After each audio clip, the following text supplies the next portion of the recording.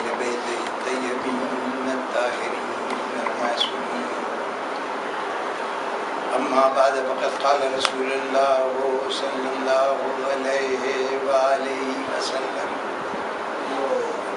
ان هؤلاء اہل بیتی صلوات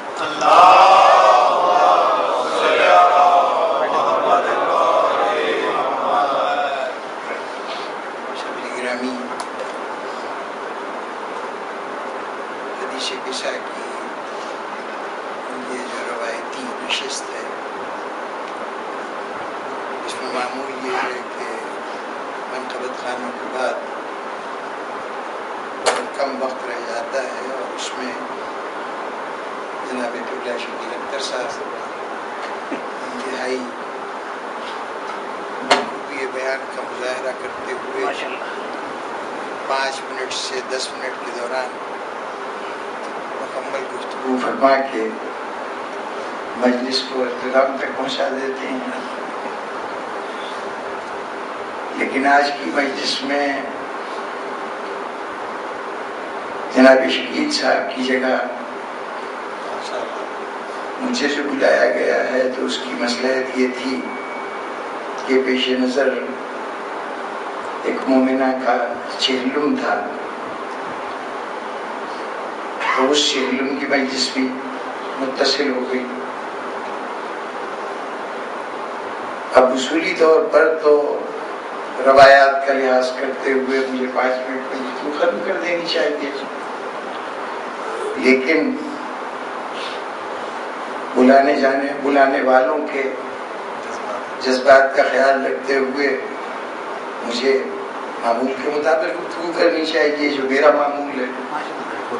اب ان دونوں میں اتفاق اسی صورت میں ہو سکتا ہے کہ آپ ذہنی طور پر یہ سمجھ لیجئے کہ اب تک آپ اس مجلس میں شامل تھے کہ جو حدیث قصہ کے سلسلے کی تھی اور اب وہ ختم ہو گئی ہے، دوسری مجلس شروع ہو گئی ہے جو چہلم کی مجلس ہے.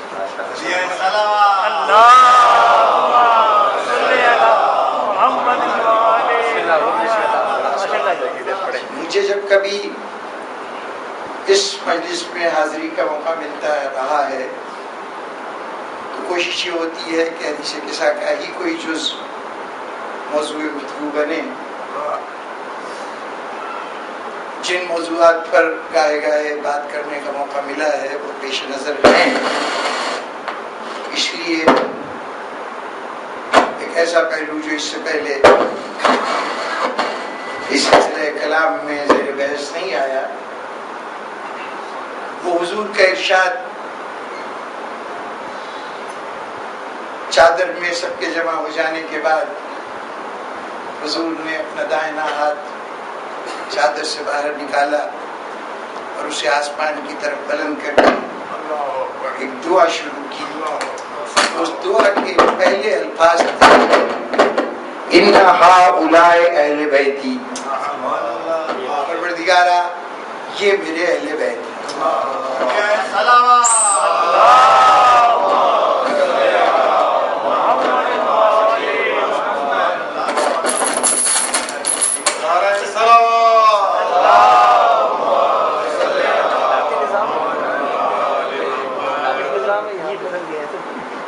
اب یہ جملہ زبان رسالت سے جاری ہوا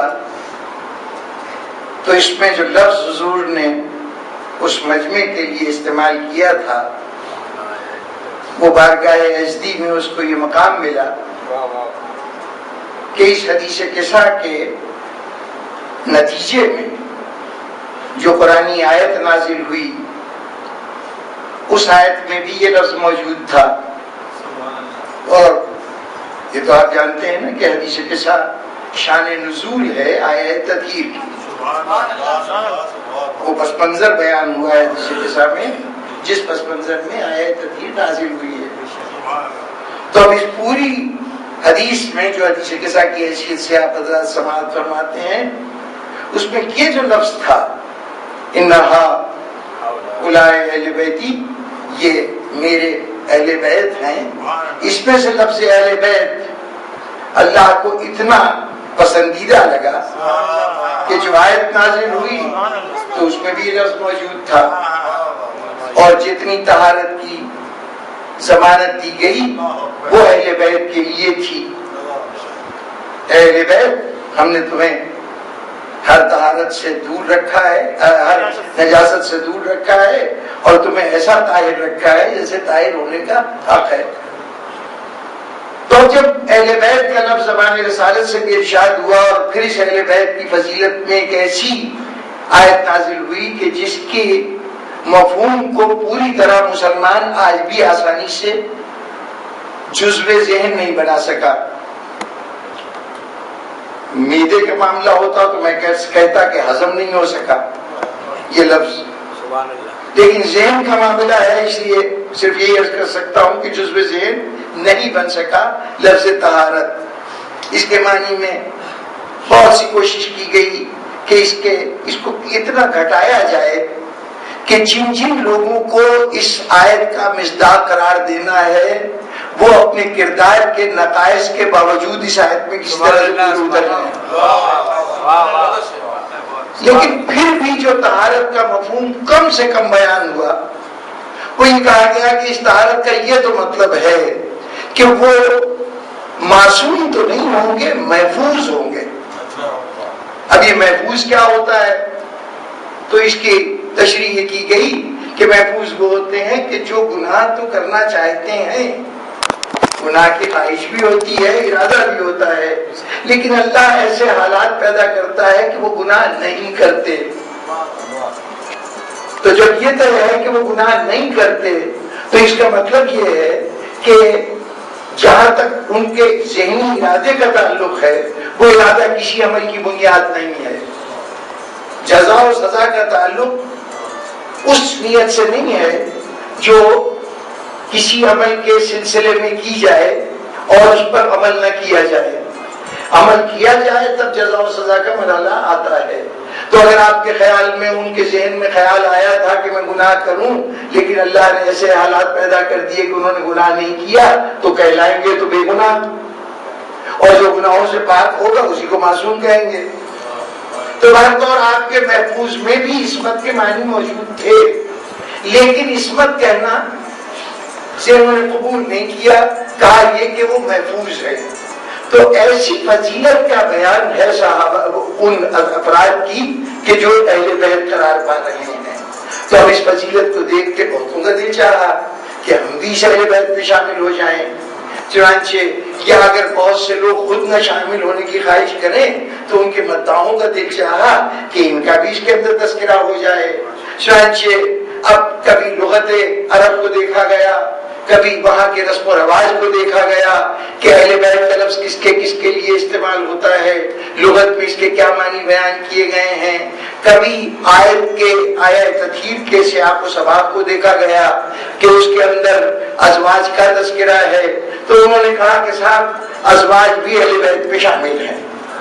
میں عرض کروں گا کہ آیت تطہیر کی تشریح کرتے ہوئے آپ اہل بیت کے جو دل چاہے معنی دیجیے گا، وہ تو بعد کی بات ہے نا۔ کم از کم حدیث قصہ میں جب یہ کہا جا رہا ہے کہ حضور فرما رہے ہیں کہ یہ جو چادر کے نیچے ہیں یہ ہے میرے اہل بیت، تو کم از کم حدیث قصہ تک تو قول رسول کا اعتماد کیجیے۔ اپنی قیاس آرائیاں اس جگہ کیجیے گا کہ جہاں اللہ نے یہ لفظ استعمال کیا ہے وہاں اپنے دلائل دیتے رہیے گا، لیکن کم از کم حدیث قصہ میں تو کسی اور کو آپ شامل کرنے کی گنجائش نہیں رکھتے۔ اور اگر کوئی اصرار کرے کہ کوئی اور بھی شامل ہے تو اس کے اصرار کا مطلب یہ ہوگا کہ وہ اسلام کے جتنا ذخیرہ احادیث ہے اس سب سے انکار کر رہا ہے۔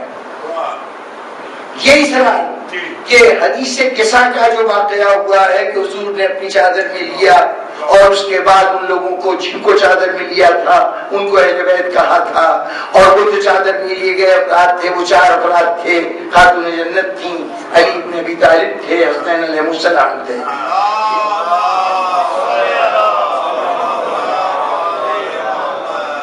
یہ کل 4 افراد اس پر یوں سمجھیے کہ دنیا حدیث کے جتنے قابل اعتماد شخصیتیں ہیں سب کا اتفاق ہے۔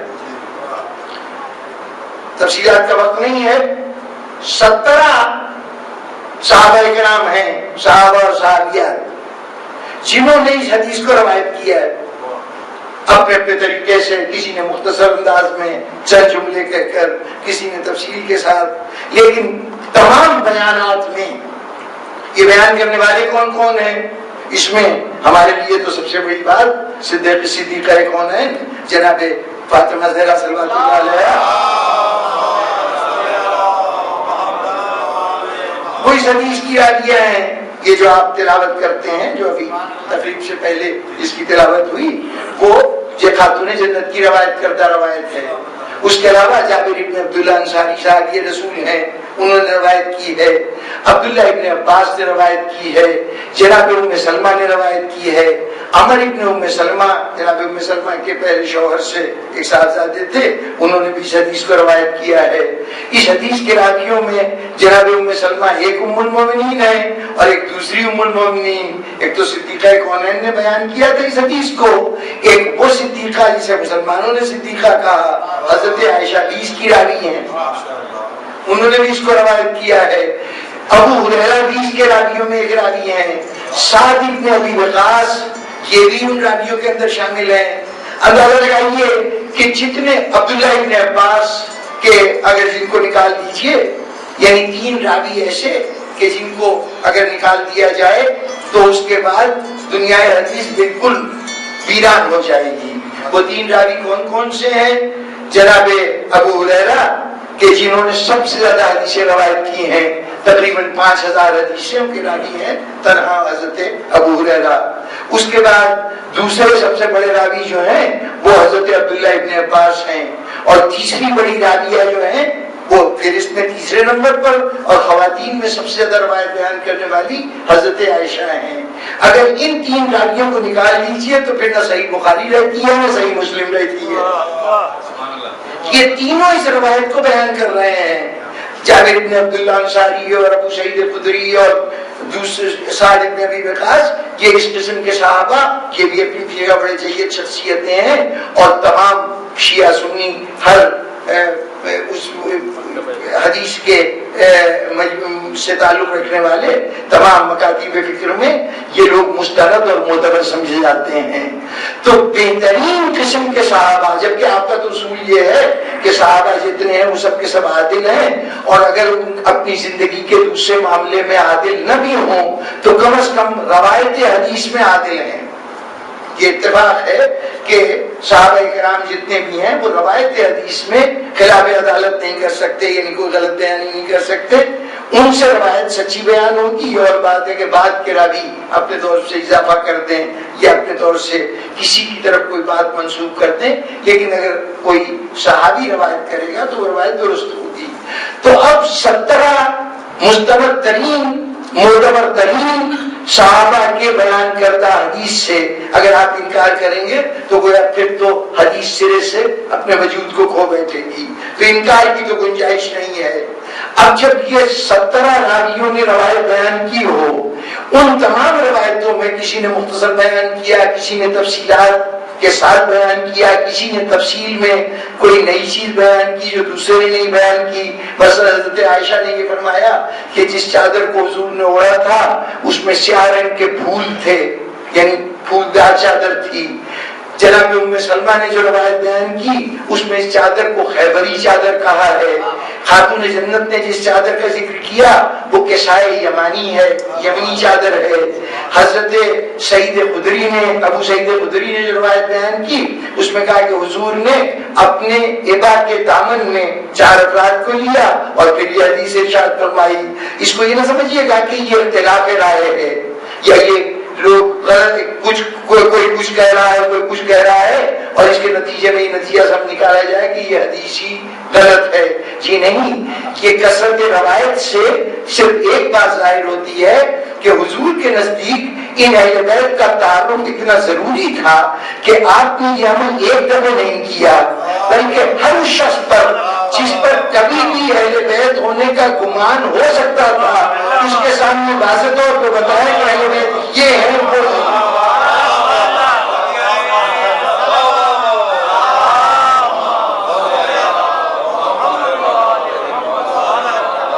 تو جب تمام راوی جتنوں نے روایت بیان کی، چاہے مختصر ترین بیان کی ہو یا طویل ترین خاتون جنت کی روایت ہے، لیکن جو مختصر ترین روایتیں بھی ہیں اس میں دو فیکٹر بصورت موجود ہیں۔ ایک فیکٹر، ایک جز یہ کہ کسی چادر میں، عبا کے دامن میں کسی چیز سے ڈھانپ کر کچھ کو یہ کہا کہ یہ ہے میرے اہل بیت، اور دوسری بات یہ مشترک ہے کہ جن کے اوپر وہ چادر یا عبا اڑائی گئی وہ یہ چار افراد تھے۔ نہ ان چار کو کسی نے پانچ کہا اور نہ کسی نے چادر کے جز کو چھوڑا۔ اب اس کا مطلب یہ ہے کہ پروردگار عالم ان راویوں کی زبان سے یہ اہتمام کر رہا ہے کہ یہ راوی اس کے دو بنیادی اجزاء کو نظر انداز نہ کریں۔ یہ اتنی اہم باتیں تھیں کہ اس کو نظر انداز نہ کریں، اس لیے یہ دو باتیں ہر ایک کے منہ سے ضرور نکلی کہ حضور نے چار کو ایک چادر میں یا کسی عبا کے دامن میں سمیٹا اور وہ چار یہ افراد تھے۔ تو جب ان چاروں پر تمام راویوں کا اتفاق ہے تو کم از کم حدیث کے ساتھ تک تو اہل بیت یہی چار ہیں۔ یہاں تو کوئی حق نہیں کسی کو پہنچتا۔ اور دیکھیے حضور کہہ رہے ہیں اہل بیتی، میرے اہل بیت۔ تو اب یہ جو کہا جا رہا ہے میرے اہل بیت کو، تو کوئی شخص بھی اگر یہ کہنا چاہے میرے اہل بیت تو یہ اس کا حق ہے کہ وہ بتائے کہ وہ اہل بیت سے کن کو مراد لے رہا ہے۔ ضروری نہیں ہے کہ میرے آپ کے گھر میں جتنے لوگ دروازے سے داخل ہوں یا جتنے لوگ گھر سے نکلتے نظر آئیں وہ سب اہل بیت سمجھے جائیں۔ یہ تو صاحب خانہ بتائے گا کہ ان میں سے کس کو ہم گھر والا سمجھتے ہیں اور کس کو باہر کا آدمی سمجھتے ہیں۔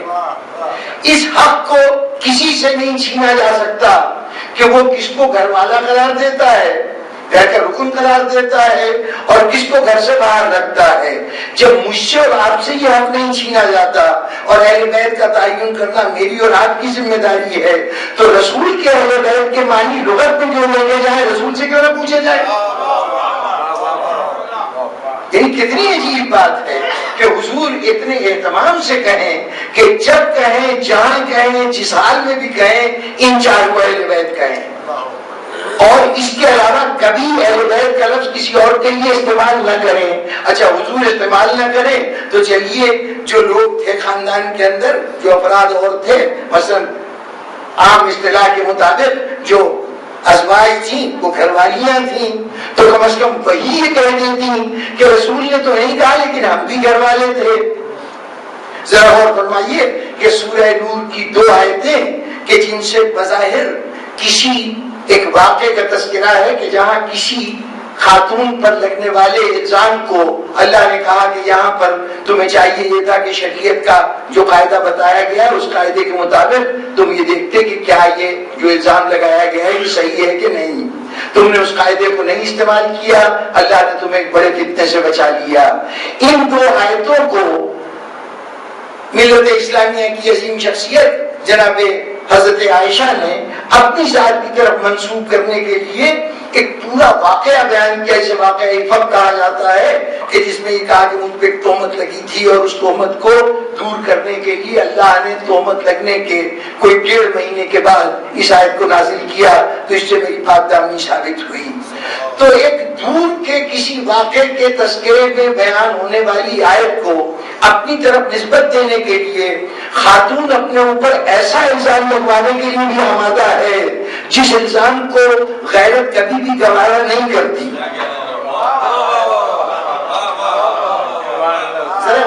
یہ کہ اپنی شان میں آیت کے نازل ہونے کو ثابت کرنے کے لیے کس حد تک انسان پہنچ سکتا ہے، جو اس حد تک پہنچ سکتا ہے اس کے لیے کتنی آسان سی بات تھی کہ وہ کہتا ہے کہ جناب یہ آیت تطہیر میری شان میں نازل ہوئی ہے۔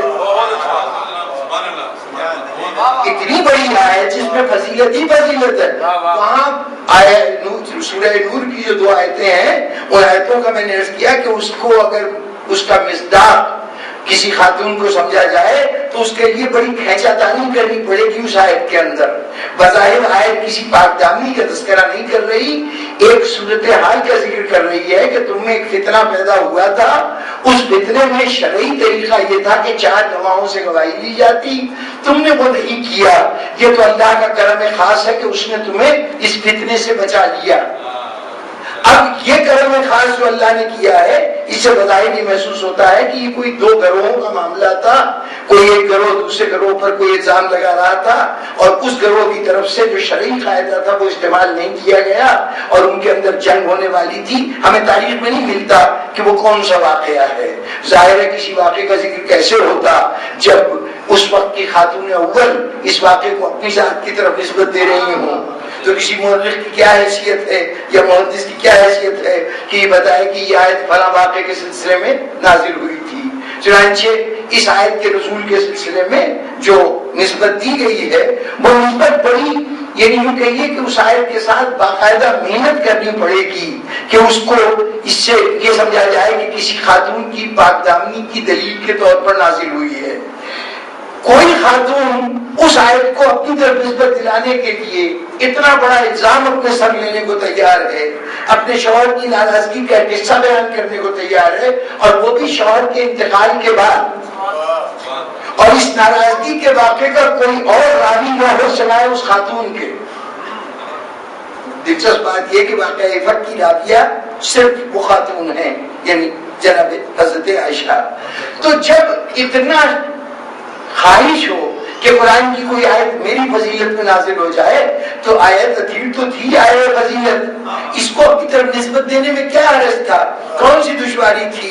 ذرا غور فرمائیے کہ جنگ جمل میں اپنے ام المومنین ہونے کے اعزاز کو جس طرح استعمال کیا گیا ہے، اگر اس وقت یہ آیت اطہیر کو بھی اپنی ذات کی طرف نسبت دے دی جاتی تو کوئی گنجائش ہی نہیں رہ جاتی کسی کے لیے کہ وہ ان کی عظمت سے انکار کر سکتا۔ لیکن ام المومنین کی حد تک تو اصرار کیا گیا، آج تک تاریخ میں کسی مرحلے پر کسی زوجہ نے یہ نہیں کہا کہ ہم اہل بیت میں سے تھے اور یہ آیت اطہیر ہماری شان میں نازل ہوئی ہے،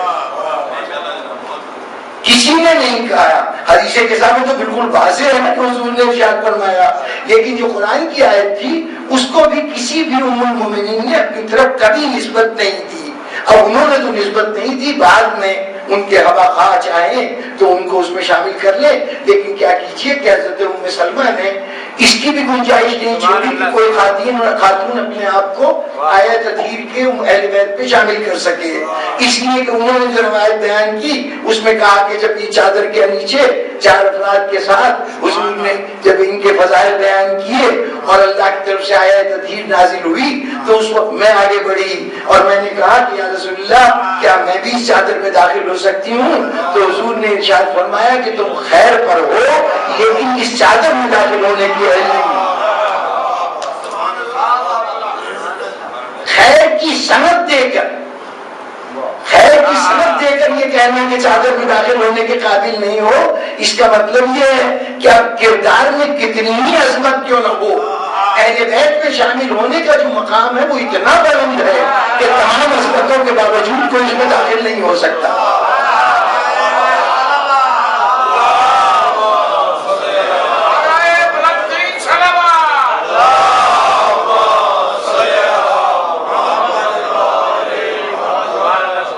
اب جناب یہ دیکھ کے پہلے تو ایک بات یہ کہی گئی کہ صاحب وہ دیکھیے نا 28ویں آیت سے یہ 33ویں آیت کا جز ہے، سورہ احزاب کی 33ویں آیت کا جز ہے جسے حدیث کے ساتھ جسے آیت اطہیر کہتے ہیں۔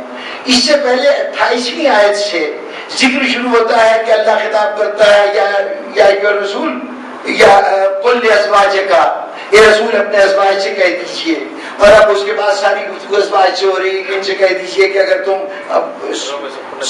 چاہتی ہو تمہیں زینت دنیا سے بہت دلچسپی ہے تو آؤ تمہیں ہم کچھ مال و دولت دے کے گھر سے رخصت کیے دیتے ہیں، یعنی طلاق دیے دیتے ہیں، جاؤ جا کے اپنی زندگی جیسے چاہو گزارو، لیکن اگر خدا و رسول کی اطاعت کرنی ہے تو اللہ تمہارے رزق کی فراہمی کی ذمہ داری لیتا ہے۔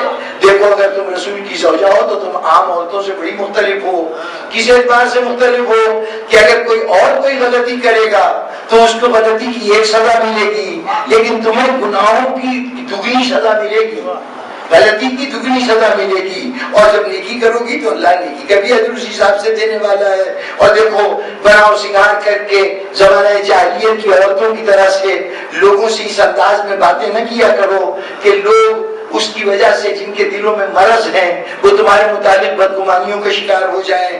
نبی کے گھر میں قیام پکڑو, جو اللہ اور رسول فرماتے ہیں اس کی اطاعت کرو, نماز قائم کرو, زکات دو, اور پھر اس کے بعد ارشاد ہوا اہل بیت رسول تم تو ایسے طیب و طاہر ہو کہ ایسا کوئی طیب و طاہر نہیں, اور ہم نے تمہیں ہر برائی سے دور رکھا ہے. انہوں نے دیکھیے ازواج کے تذکرے میں یہ آیت آئی ہے, اس لیے ازواج اس میں شامل ہے. جناب والا, ہمارے بھائیوں کا بڑا شدید اصرار ہے کہ قرآن مجید رسول اللہ جب دنیا سے گئے تھے تو بکھری ہوئی آیتیں چھوڑ کے چلے گئے تھے. ان آیتوں کا بھی پتہ نہیں تھا کہ کون سی آیت کس کے پاس کہاں پڑی ہوئی ہے.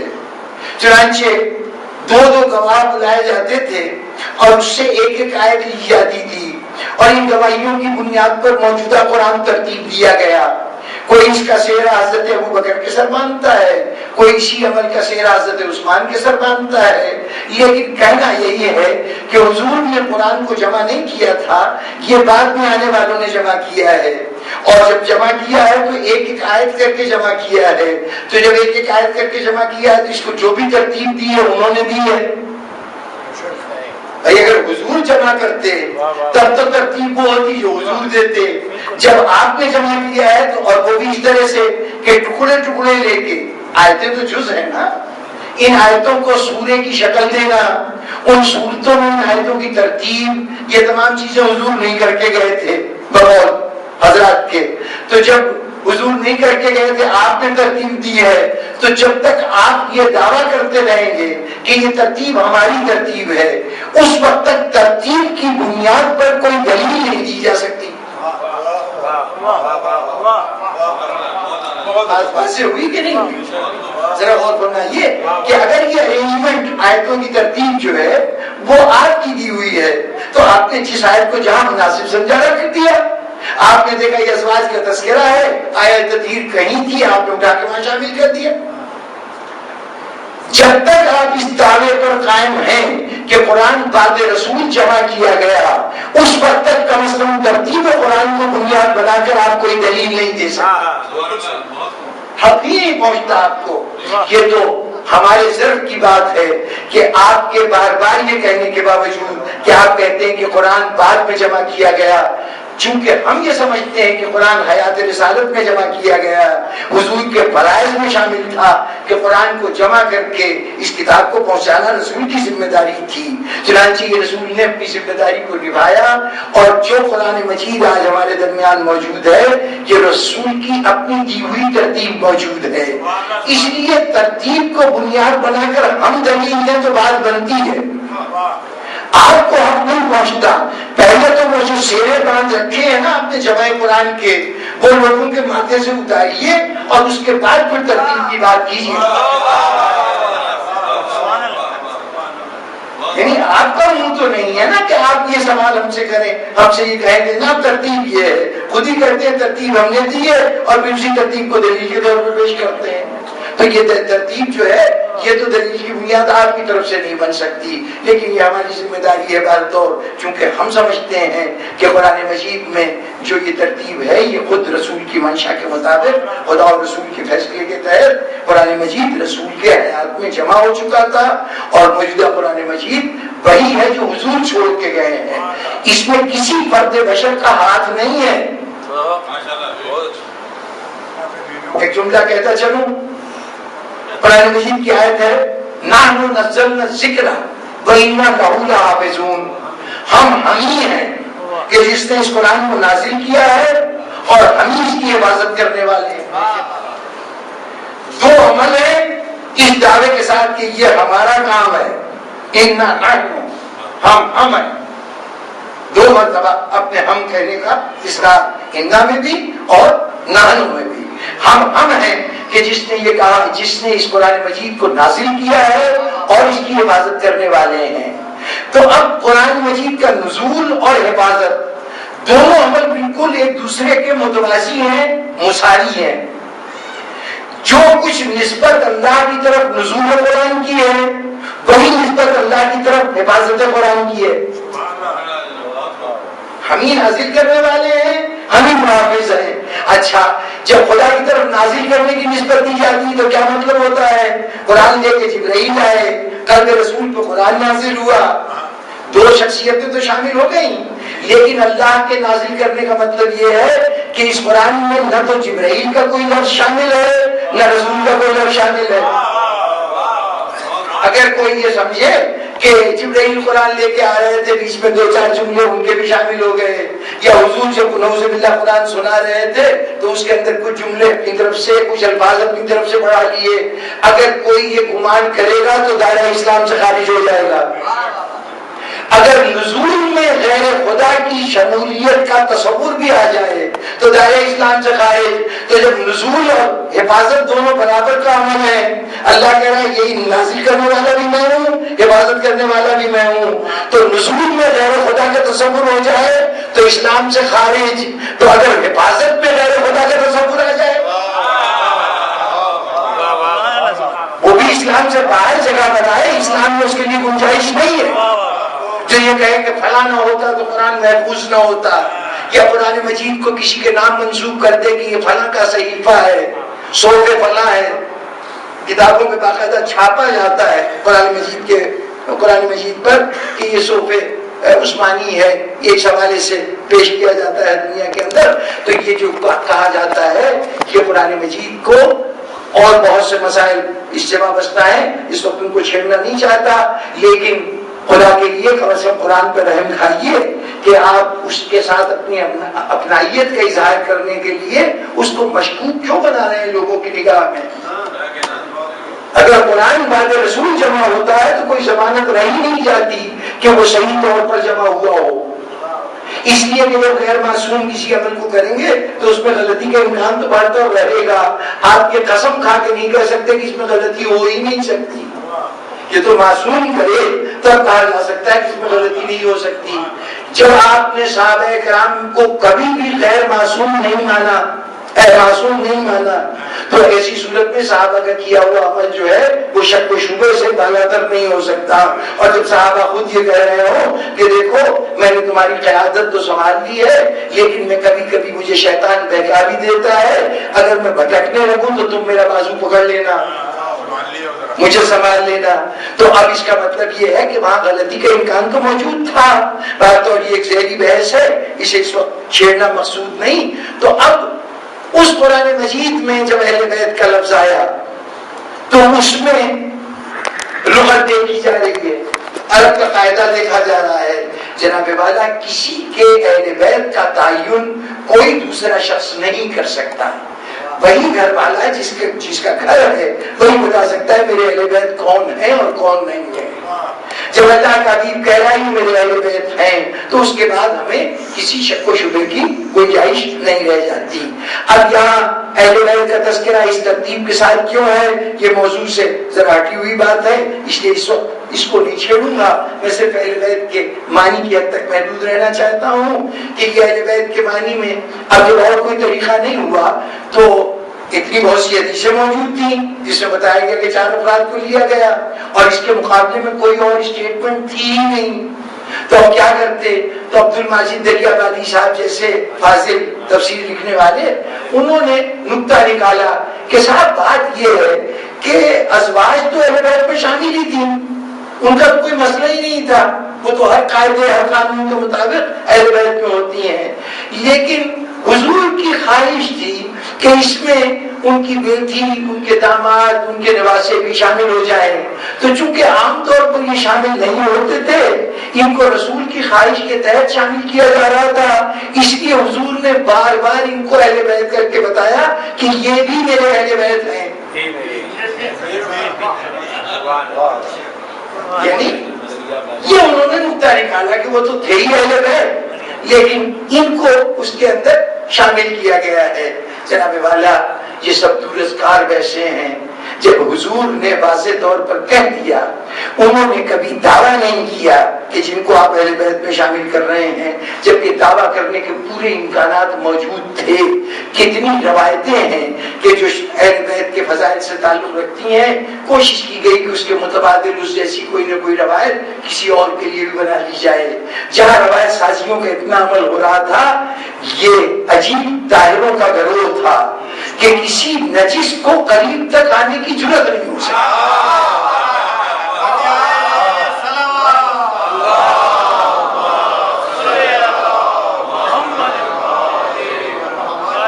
اس لیے کہ کردار کی جو شرائط تھیں ان شرائط کو ان میں سے کوئی پورا نہیں کرتا تھا. تو ایک مطلب تو یہ کیا گیا کہ در حقیقت یہ جو جملہ ہے کہ یہ آیت تطہیر مجھے ارشاد ہوا ہے کہ اہل بیت اللہ یہ چاہتا ہے، چونکہ ارادے کا ذکر تھا نا کہ اللہ ارادہ کرتا ہے، تو کہا کہ وہ ارادہ کرنا ہے ایسا ہی ہے کہ جیسے وہ چاہتا ہے کہ تم نماز پڑھو، اب تم نماز پڑھو یا نہ پڑھو یہ تمہاری مرضی ہے، وہ چاہتا ہے کہ نماز پڑھو. اسی طرح وہ چاہتا ہے کہ اہل بیت تم پاک و پاکیزہ ہو جاؤ، برائیاں تم سے دور ہو جائیں، ایسے پاک ہو جاؤ جیسے پاک ہونے کا حق ہے. اب اہل بیت ویسے پاک ہو یا نہ ہو. جی انہوں نے کہا کہ یہ حکم تشریعی ہے، حکم تکوینی نہیں ہے. اب یہ بحث ذرا معذرت چاہتا ہوں کہ مشکل لفظ آ گئے. تشریع وہ حکم ہے کہ جس کے اندر اختیار ہمارا ہے. شریعت کے اتنے احکام ہے نا، نماز، روزہ، حج، زکات، اس میں شریعت نے تو کہہ دیا کہ اللہ کی منشا یہ ہے، لیکن اس منشا کے مطابق تم عمل کرتے ہو نہیں، یہ تمہارا اختیار ہے. نتیجے جو بھی ہوں لیکن اختیار تمہارا ہے، چاہے روزہ رکھو چاہے نہ رکھو، نماز پڑھو نماز نہ پڑھو، حج کرو یا نہ کرو. تکوینی وہ ہے کہ اللہ نے بھیج دیا تو آنے پہ مجبور تھے، جس دن بلائے گا جانے پہ مجبور ہوں گے. اس کے وہ عقل فیصلے جو کن کے ذریعے سے نافذ ہوتے ہیں اور جو شریعت کے ذریعے سے نافذ ہوتے ہیں وہ تشریعی احکامات ہوتے ہیں. تو انہوں نے کہا کہ یہ جو طہارت کا ذکر ہے یہ تشریعی ہے، تکوینی نہیں. جہاں معاف کیجیے گا مشکل سی بات آ گئی ہے، مطلب یہ الفاظ مشکل آ گئے ہیں لیکن مشکل آپ کی ذوق سماعت پہ بھروسہ کرتے ہوئے بس ایک جملے میں بات کہہ دوں. یہ تشریع اور تکوینی کی بحث ہے پوری تفصیلی، لیکن مختصر لفظوں میں کہہ دوں کہ تشریعی احکام وہ ہیں جو آپ کے اختیارات میں ہیں، جو ہمیں کرنے ہیں، ہم کریں یا نہ کریں. وہاں پر اللہ حکم دیتا ہے تم یہ کرو. اور جو تکوینی احکامات ہیں کہ موت وہ دیتا ہے، زندگی وہ دیتا ہے، تو وہاں کہتا ہے یہ میں کرتا ہوں. تکوینی اور تشریعی کا فرق یہ ہے کہ تشریع کرنے کا حکم ہمیں دیا جائے گا، تکوینی کا عمل اللہ کرے گا. اب یہ جو دو آیتیں، جو آیت کا جز ہے جسے آیت تطہیر کہتے ہیں، ذرا پڑھیے. انما یرید اللہ لیذھب عنکم الرجس اہل البیت یطہرکم تطہیرا. اللہ کا یہ ارادہ ہے کہ اے اہل بیت تم سے ہر برائی کو دور رکھے، اللہ دور رکھے اور تمہیں ایسے پاک و پاکیزہ رکھے جیسے پاک و پاکیزہ ہونے کا حق ہے. جتنے کام ہے وہ اللہ کہہ رہا ہے یہ میرا ارادہ ہے کہ میں کروں. تم کہتے ہو تشریعی ہے.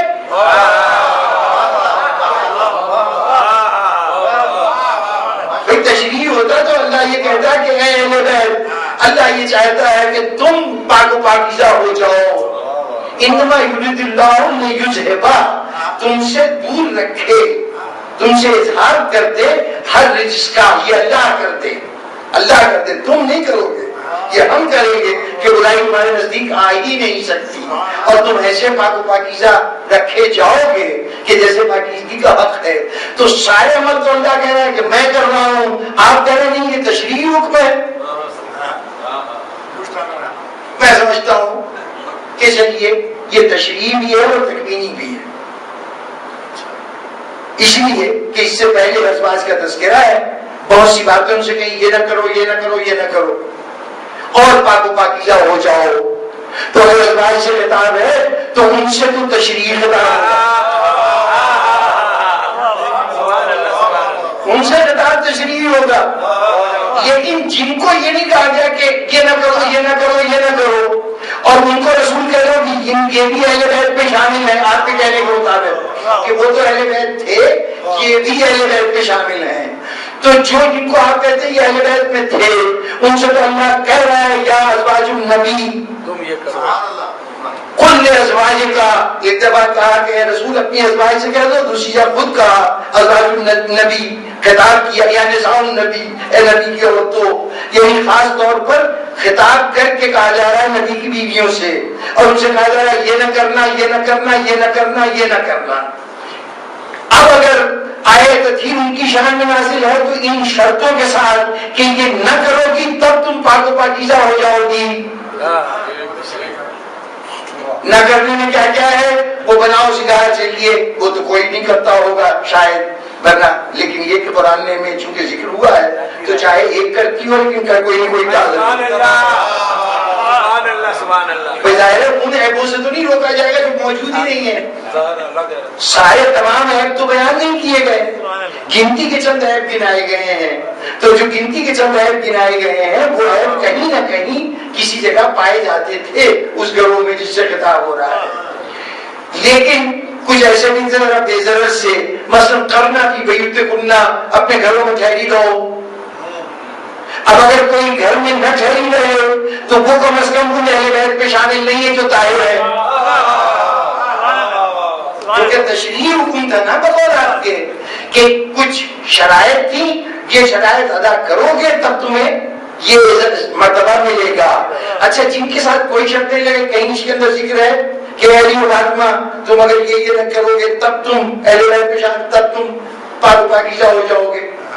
جی نہیں۔ تو اس کا مطلب یہ ہے کہ جن کے ساتھ شرطیں وابستہ کی گئیں اور پھر اہل بیت کہا گیا ان کے لیے حکم تشریعی ہے، جن کو بغیر شرطوں کے پاک و پاکیزہ قرار دیا گیا ان کے لیے حکم تکوینی ہے۔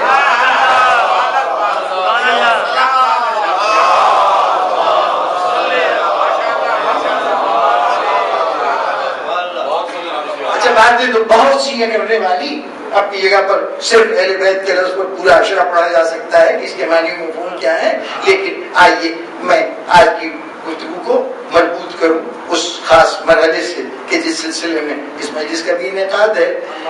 یہ آخر یہ خطاب دیا کیوں گیا؟ ان چار افراد کو اہل بیت کہہ کے متعارف کیوں کرایا گیا؟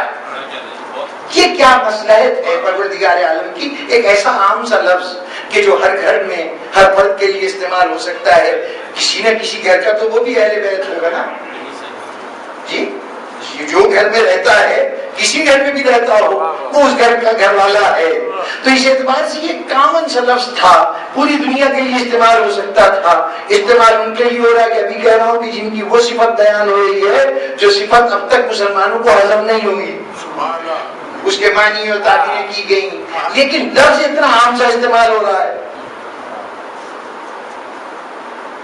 اب اگر صرف اس بات پر بحث ہو تو پھر مزید کوئی 1.5-2 گھنٹے چاہیے، لیکن میں آپ کی زحمتوں کو تمام کروں، صرف ایک بات کی طرف توجہ دلاؤں کہ یہ جو پیغمبر آئے ہیں، آخری پیغمبر، ان کے فرائض نبوت میں ایک فرض تھا کہ یہ لوگوں کے نفوس کو پاک کریں۔ والذی بعث بالنبیین رسولا منہم یتلو علیہم آیاتہ ویزکیہم ویعلمہم الکتاب والحکمہ۔ ایک تو قرآن پہنچائیں، آیات کی تلاوت کریں، اور اس کے بعد تزکیہ کریں۔ تزکیہ کیا کریں؟ پاک کریں ان کے نفوس کو۔ نفوس کو پاک کرنے کا کیا مطلب ہے؟ ان کی کردار سازی کریں، ان کے اندر سے خامیاں دور ہوں، اچھائیوں کو اپنائیں، فطرت کے بتائے ہوئے قواعد کے قریب تر ہو جائیں، اور ہر وہ عمل جس کی فطرت مخالفت کرتی ہے اس سے اپنے آپ کو گریزاں رکھیں۔ دین فطرت ہے نا۔ یہ تزکیہ نفس رسول کے فرائض میں شامل تھا۔ اب یہ تزکیہ نفس ہے فرد کی اصلاح کرنا، دلوں کو پاکیزہ کرنا۔ دلوں کی پاکیزگی کا مطلب یہ نہیں ہوتا کہ کوئی ایک عمل کرتے ہوئے میں اسے اچھا کر دوں اور اس کے بعد 10 اعمال جو ہے اسی قسم کی سچویشن میں وہاں میرا طرز عمل اور ہو جائے۔ پاکیزگی کا مطلب یہ ہے کہ جب وہ سچویشن پیدا ہو، وہ صورتحال پیدا ہو، میرا عمل منشائی پروردگار کے بالکل مطابق ہو۔ یعنی جب پاکیزگی عادت بن جائے تب تزکیہ ہوتا ہے۔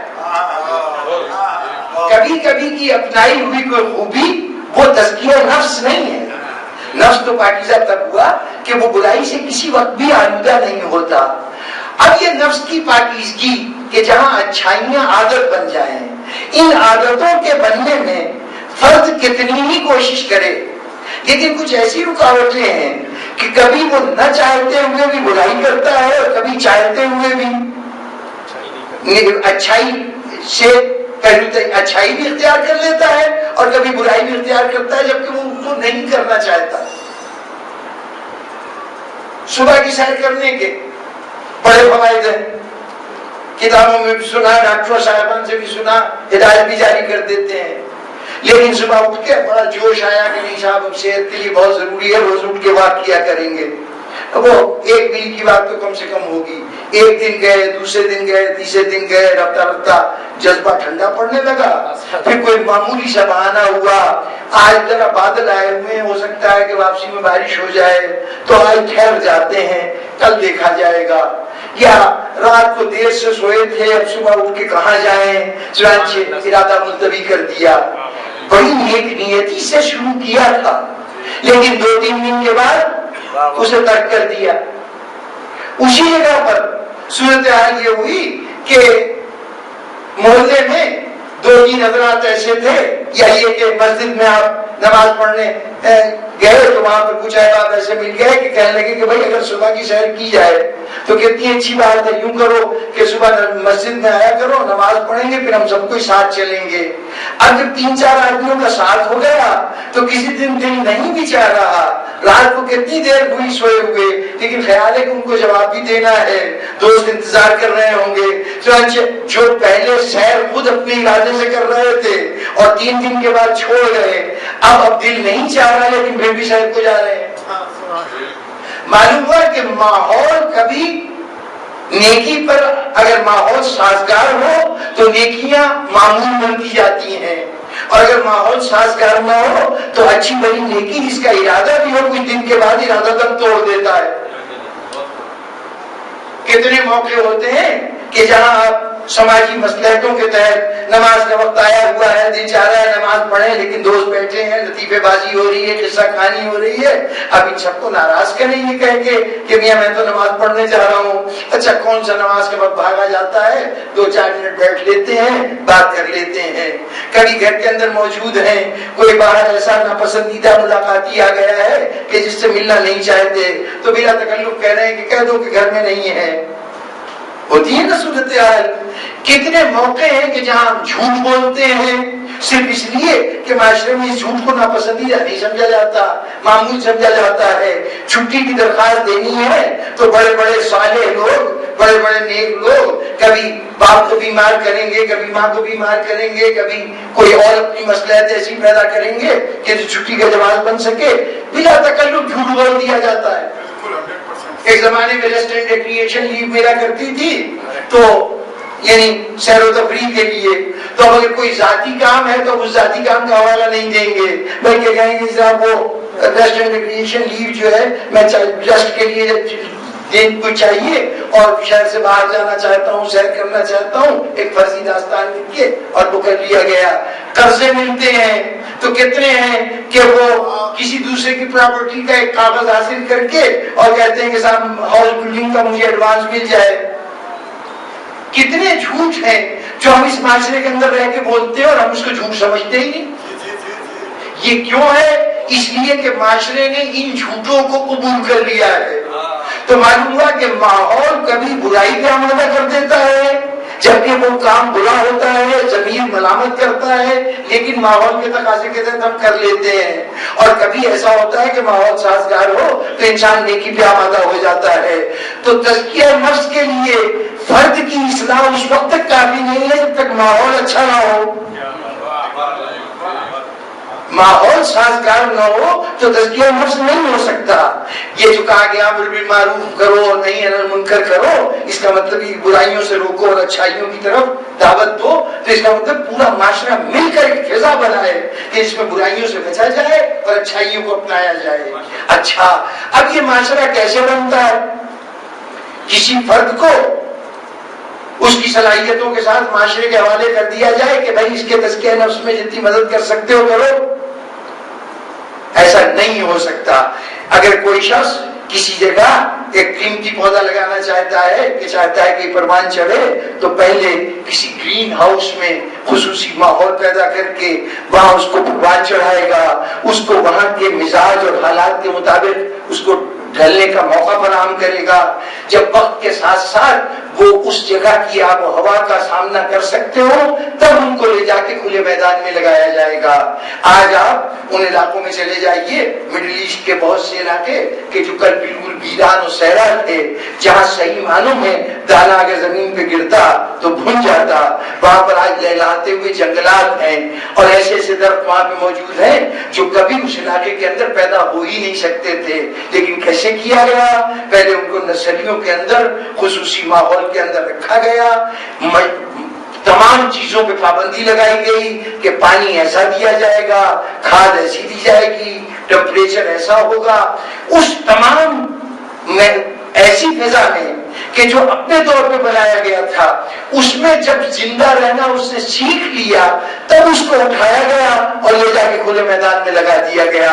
اب وہ تیز و تند ہوائیں بھی برداشت کر سکتا ہے، شدید گرمی بھی برداشت کر سکتا ہے اور پنپ سکتا ہے۔ چنانچہ اس طریقے سے نہ معلوم کتنے ایسے پودے کہ جو کسی جگہ کے جائے کہ اب وہ زمانے کے سرد و گرم کا مقابلہ کر سکے اور برائیوں کے سامنے سینہ سپر ہو سکے، فوراً ایک کمزور ٹہنی کی طرح جھک نہ جائے برائیوں کے سامنے۔ تو اس ماحول کے لیے گھر کی ضرورت تھی۔ اگر گھر کی ضرورت تھی، اللہ یہ چاہتا تھا کہ ایک ایسا گھر بنے کہ جس کے اندر کسی قسم کی کوئی برائی نہ ہو، جس کے اندر وہ تمام حالات موجود ہوں جو کسی بچے کو پروان چڑھنے کے لیے درکار ہونے چاہیے، جہاں تزکیہ نفس کی پوری فضا موجود ہو۔ تو اس کے لیے کسی پاک و پاکیزہ گھرانے کی ضرورت تھی، اور یہ گھرانہ بھی مجھے ہی بنانا تھا، چونکہ میری رہنمائی کے لیے اللہ تعالیٰ نے رسول کو بھیجا تھا، تزکیہ نفس اس کا کام تھا، اس لیے اس رسول کی ذمہ داری تھی کہ وہ مثالی گھر بھی بنائے کہ جس کے اندر کا ہر فرد اس طرح سے خیر کی طرف مائل ہو کہ جہاں برائیوں کی گنجائش نہ ہو۔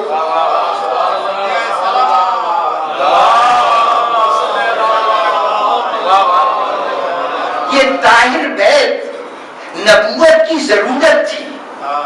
فرائض نبوت میں جب تک تزکیہ نفس شامل تھا تو یہ نبوت کی ضرورت تھی کہ طاہر گھر ہو کہ جس کو دنیا کے سامنے مثالیے کے طور پر، آئیڈیل کے طور پر پیش کیا جائے کہ اس گھر کو دیکھتے جاؤ اور اس کے مطابق اپنے آپ کو ڈھالتے چلے جاؤ، اس طرح کی گھر کی فضا پیدا کرو۔ دیکھو یہ ماحول وہ ماحول ہے کہ جس میں پروان چڑھنے والا خیر کے علاوہ کبھی اس کے اندر شر کی گنجائش نہیں ہوتی۔ اس ماحول کی خوبی یہ ہے کہ جو گھر کے پلے ہوئے ہیں، اس گھر کے پیدا شدہ، ان کا کردار تو بلند ہوتا ہے۔ اگر حبش سے چل کے کنیز آ جائے تو اس کا کردار بھی اتنا بلند ہو جاتا ہے کہ کسی مرحلے پر اس کے عمل کو ہم دیکھتے ہیں تو اس گھر کے رہنے والوں کے عمل سے مختلف نظر نہیں آتا۔ وہ جو سخاوت کا مظاہرہ ہوا تھا 3 دن، ان 3 دن کے اندر کوئی عمل ہے فضا کا جو اس گھر سے مختلف ہو؟ کہ اس گھر کا ماحول تھا۔ اور اس کے بعد آپ کو تاریخ کے جتنے بھی عجیب و غریب کردار ملتے ہیں جنہوں نے تاریخ انسانیت کو نیا رخ دے دیا ہے، یہ کربلا والے، کربلا کی شخصیتیں یہ کوئی معمولی شخصیتیں نہیں ہیں، تاریخ ساز شخصیتیں ہیں، تاریخی کردار نہیں ہیں، تاریخ بنانے والے ہیں۔ ان میں خاتون جنت کی صاحبزادی جناب زینب ہیں، جناب ام کلثوم ہیں، حضرت عباس ہیں، ان میں سے حضرت علی اکبر ہیں۔ ان سب کے کرداروں کو دیکھیے، یہ کردار کیا ہے؟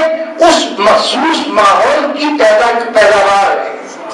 یہ بتایا گیا ہے کہ دیکھو ماحول ہو ایسا کہ جس میں برائی قریب نہ آ سکے تو ایسے افراد پیدا ہوتے ہیں، تو اس ماحول کو اپنانے کی کوشش کرو۔ اور یہی وجہ ہے بزرگان محترم کہ یہاں پہنچ کے ایک بات کی طرف اشارہ کروں کہ جب جناب امیر اور خاتون جنت کی شادی کا تذکرہ ہوتا ہے تو ہمارے سامنے ایک روایت آتی ہے کہ بڑے اہتمام کے ساتھ کہ جب پیغام لے کے آئے ہیں جناب امیر، کہا ہے کہ میں چاہتا ہوں کہ فرزندی میں مجھے قبول کر لیا جائے، تو اس وقت وہ جناب رسالت پاک صلی اللہ علیہ وسلم مسکرائے اور یہ فرمایا کہ اے علی تم بعد میں آئے ہو، تم سے پہلے جبرائیل آئے تھے، اور انہوں نے آ کے یہ خبر دی تھی کہ علی و سیدہ کا عقد آسمان پر اللہ نے پڑھایا ہے۔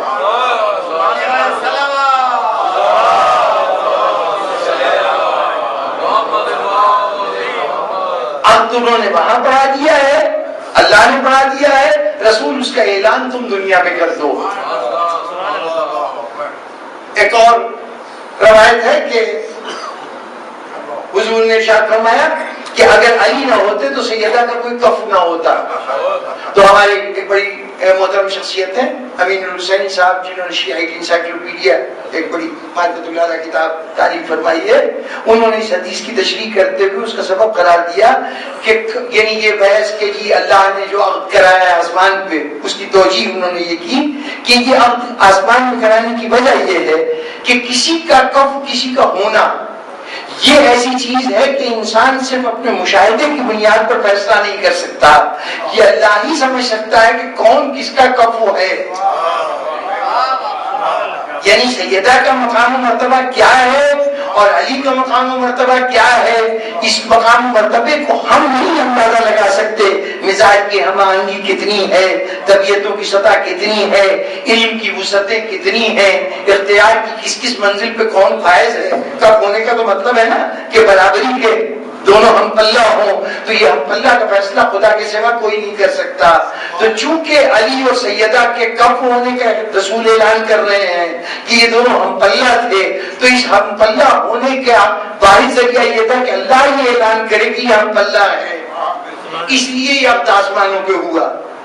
یہ توجیہ کی انہوں نے بہت اعلیٰ درجے کی توجیہ ہے، لیکن میری سمجھ میں اس کا ایک اور گوشہ آتا ہے کہ یہ توجیہ یہ عقد آسمانوں پہ اس لیے ہوا کہ جو کچھ بھی انسان کی ہدایت کے لیے آیا ہے، اب یہ بھی طویل بحث ہے کہ ہدایت صرف اللہ دیتا ہے، اور اللہ ہدایت دیتا ہے تو اس کا مطلب ہے کہ ہدایت کے جتنے ذرائع ہوں گے وہ اللہ کی طرف سے ہوں گے۔ قرآن ہدایت کا ذریعہ ہے، اللہ نازل کرے گا، رسول ہدایت کا ذریعہ ہے، اسے اللہ بھیجے گا، ائمہ ہدایت کا ذریعہ ہے تو ائمہ کو اللہ مقرر کرے گا۔ ہدایت کے جتنے بھی ذرائع ہیں وہ اللہ کی طرف سے معین ہوتے ہیں۔ علی اور سیدہ کا عقد اس لیے آسمانوں پہ ہوا کہ زمینوں پہ ہوتا تو یہ انسانوں کا کرایا ہوا عقد ہوتا۔ اللہ نے یہ عقد کر کے بتایا کہ یہ عقد بھی تمہاری ہدایت کا ذریعہ ہے۔ یعنی اس عقد کے نتیجے میں جو گھر وجود میں آنے والا ہے، اس گھر کو بھی قرآن کی طرح حجت سمجھو۔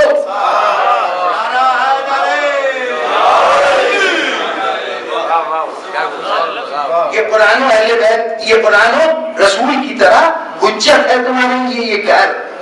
چنانچہ بزرگان محترم ہمارے لیے اگر ثقافت ہے تو اسی گھر کی ثقافت ہے، اگر ہمارے لیے تہذیب ہے تو اسی گھر کی تہذیب ہے، اگر ہمارے یہاں رشتوں کا جو باہمی ربط ہے وہ اگر ہے تو اسی گھرانے کے ذریعے سے ہے۔ یہ گھر ہمارے لیے اسی طرح حجت ہے جیسے کتاب خدا حجت ہے، ویسے ہی سند ہے جیسے کردار رسول سند ہے۔ اس لیے جیسے اس نے کتاب نازل کرتے ہوئے کہا کہ اس کے اندر کوئی شک و شبہ نہیں ہے، رسول کو دنیا میں بھیجتے ہوئے کہا یہ جو کچھ کہتا ہے وہ ہم کہتے ہیں، دونوں کے سچائی کی سند اللہ نے فراہم کی تھی۔ تو جس گھر کو وہ انسانیت کے لیے ہدایت کا سامان بنا کے بھیج رہا تھا، اس گھر کے لیے بھی اللہ ہی کو ضمانت دینی تھی کہ یہ ایسا پاک و پاکیزہ ہے کہ اس میں نجاست اس کے قریب بھی نہیں آ سکتی۔ اور جناب والا یہ پنجتن جو ایک گھر کی ساخت ہے، گھر کے اجزاء ہیں، یقین کیجئے رسول موجود تھے، چادر میں سب سے پہلے تو وہی تھے نا، علی آئے گھر نہیں بنا، حسنین آئے سیرے چادر تو جمع ہو گئے نا، لیکن گھر نہیں بنا۔ ابھی تک نہ رسول کہہ رہے ہیں یہ گھر ہے اور نہ اللہ کہہ رہا ہے کہ اے گھر والوں۔ ابھی چادر کے نیچے 4 افراد ہیں، ان افراد کے اپنے اپنے تعلق ہیں، کوئی ان میں نبی ہے، کوئی امام ہے، اس حوالے سے جانے جائیں گے. لیکن ادھر خاتون جنت کا قدم اس گھر میں آیا اور ادھر رسول بھی کہہ رہے ہیں جنت اہل بیت ہیں اور خدا بھی کہہ رہا ہے اہل بیت.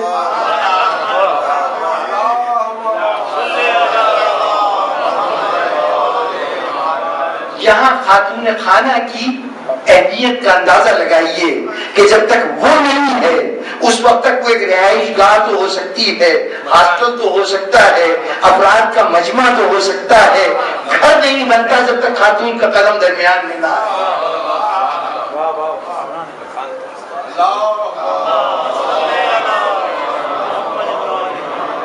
بس جناب میری طرف متوجہ رہیے, بات آخری مرحلوں پہ ہے. یہ گھر ہی تھا, چونکہ یہ گھر تھا نا, اور خاتون کی وجہ سے گھر بنتا ہے. اس لیے جب کسی نے پوچھا یہ کون ہے تو ہر ایک کا اپنا تفصیلی تعارف ہے. ہر ایک عظمتوں کے اتنے بہت سے مدارج رکھتا ہے کہ اس کا تعارف کیا جائے تو کسی ایک کا بھی تعارف ایک نشست میں مکمل نہ ہو سکے. لیکن اللہ کوئی نہیں کہہ رہا کہ اس کے اندر کائنات کی وجہ تخلیق رسول موجود ہے, نہ یہ کہہ رہا ہے کہ اس میں اس کا وسیع علی موجود ہے, نہ اس میں جوانان جنت کے سردار حسین اور حسن موجود ہیں, بلکہ کہا کیا جا رہا ہے اس میں فاطمہ ہے, فاطمہ کا باپ ہے, فاطمہ کا شوہر ہے, فاطمہ کے بیٹے ہیں. کیوں؟ اس لیے کہ اگر مسجد میں تعارف ہو رہا ہوتا تو وہاں رسول کے ذریعے تعارف ہوتا, مباہنے میں تعارف ہو رہا ہوتا تو رسول کے ذریعے تعارف ہو رہا ہوتا. یہ گھر والوں کا تعارف ہے تو اس خاتون کے ذریعے سے ہوگا جس کے آنے سے گھر بنا ہے.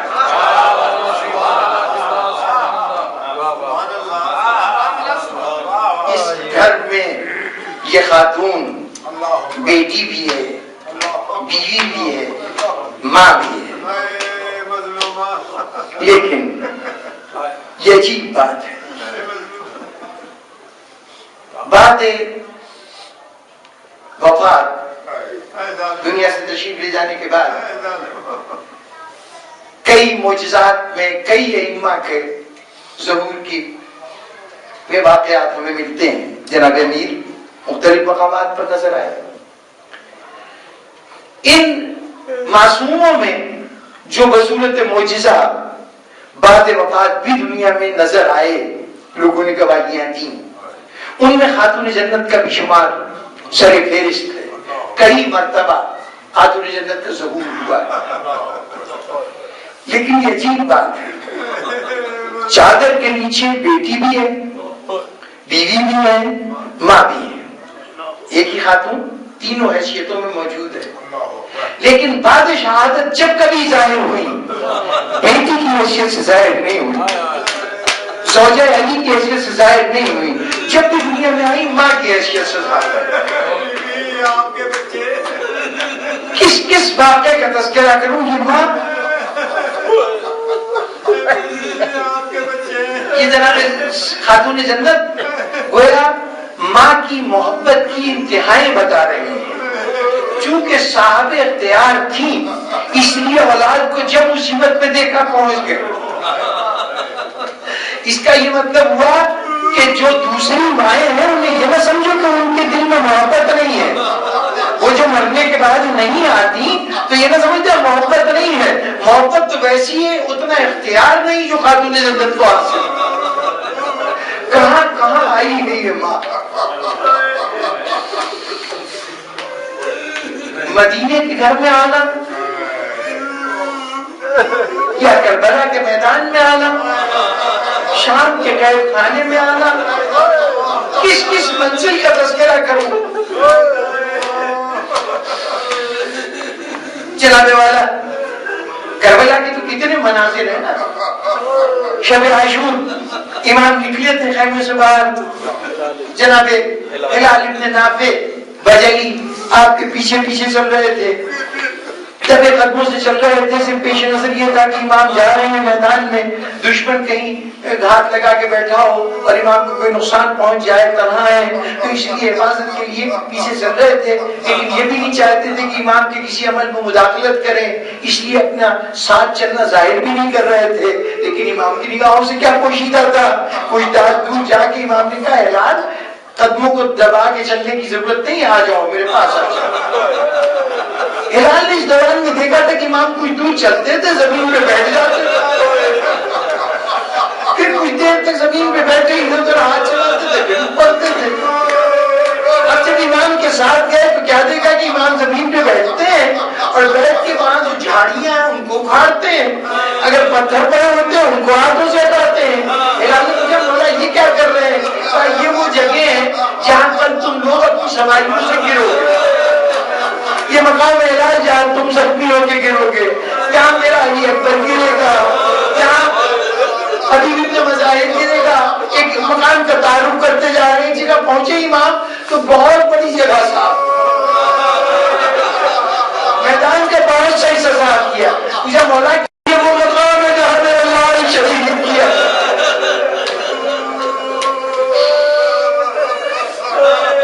بزرگان گرامی، بس یوں تو زینب کے خیمے کے پیچھے بھی سیدہ کی آوازیں سنائی تھی، تو محرم کو صدائے گریہ جناب زینب نے سنی اور بھائی سے کہا کہ بھیا یہ کوئی خاتون ہے اس میدان میں جس کا شاید کوئی بیٹا گم ہو گیا ہے، وہاں سے بچھڑ گیا ہے، اور غالباً اس کا نام حسین ہے، اس لیے کہ حسین حسین کہہ کے رو رہی ہے۔ پوچھا تھا حسین نے پوچھا تھا بہن یہ آواز کہاں سے آ رہی ہے؟ کیا بھیا یہ سمجھ میں نہیں آتا، کبھی دریا کے کنارے سے آواز آتی ہے، کبھی ادھر نشیب سے آواز آتی ہے، کبھی ایسا لگتا ہے خیمے کے پیچھے بیٹھی ہو رہی۔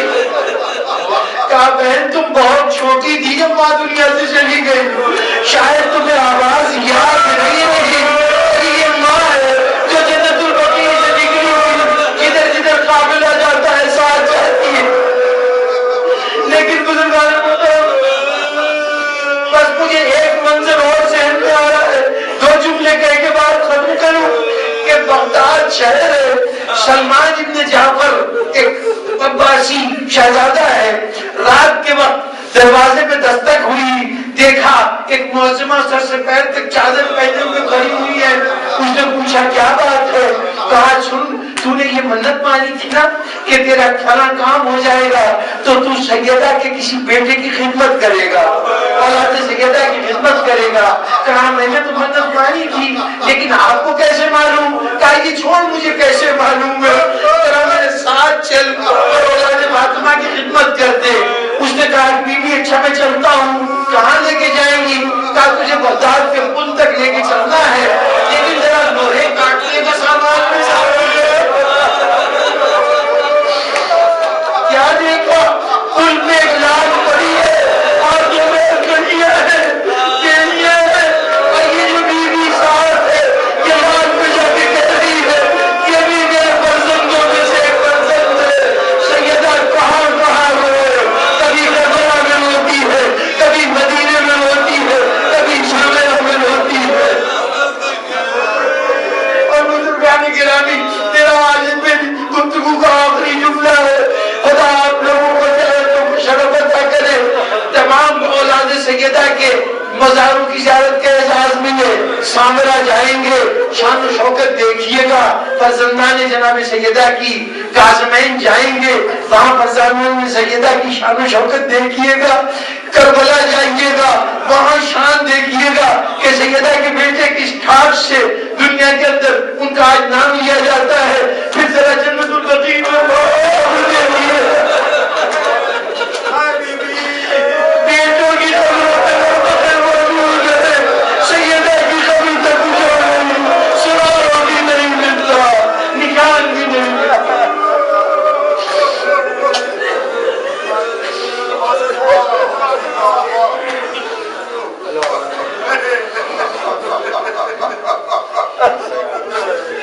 یا اللہ ہمارے تذکرے کو قبول